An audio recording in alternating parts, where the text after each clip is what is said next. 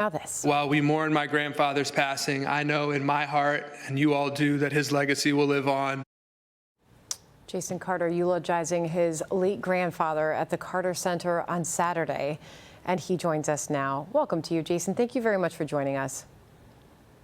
Thank you for having me. Obviously a very emotional time and an emotional moment there for you. What do you believe your grandfather's legacy will ultimately be? I think it's a legacy of there's an American story there. As they just mentioned, he was a peanut farmer from a tiny 600-person village, in deep South Georgia, and became president of the United States. And then what he did do after that is he went back home to that same little town. And I think their legacy really is a legacy of putting their faith into action and never forgetting who they were. Jason. And the remarkable things that come from that, Indeed.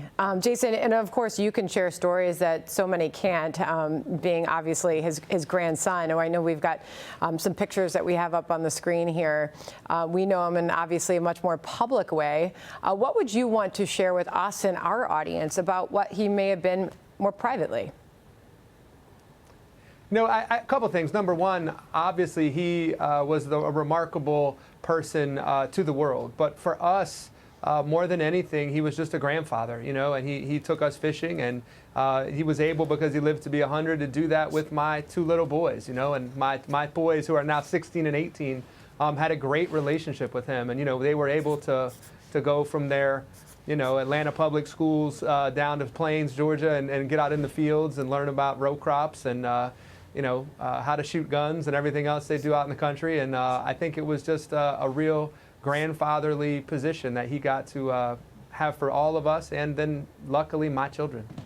I mean, it's just a fascinating life when you look back. Obviously, U.S. president, we all know, Nobel Peace Prize winner, founder of the global organization, the Carter Center. I mean, it's an incredible, incredible life and legacy. What do you think your grandfather would want to be best known for after his passing now? I think he wants to be known as a peacemaker, as someone who promotes human rights, that love for freedom, that American ideal of democracy and equality, and the idea that those values that our country have are the most powerful things about this nation. I think he really devoted his life to bringing that democratic ideals and human rights to the world. I think he did that by living out his faith. I think he connected those things fundamentally, and I think that's what he would want to be known for. And these last few days, I think that's what he is going to be known for. We've obviously seen we're gratified by that. Some incredible change in the White House in recent years and recent decades. Please do share with us any of his thoughts that he was able to share with his family, as we did see great change in this country. I think if you look back at the 100 years my grandfather lived, it's enormous progress in terms of, racial discrimination, in terms of health, in terms of, expanding the pie economically for so many people and expanding human rights for many, many people. I think it's been an incredible run. And I think in the White House, there's always been politics, but one of the great things I think of these last few days is that no matter what your politics, so many people have come up to us and expressed this idea that Democrat, Republican, wherever they're from, they have respect for the human being that my grandfather was. And we have appreciated that. And I think it's nice to have every once in a while somebody who transcends whatever political arguments we're having these days. If he were here today, what would he describe as one of his biggest challenges as president?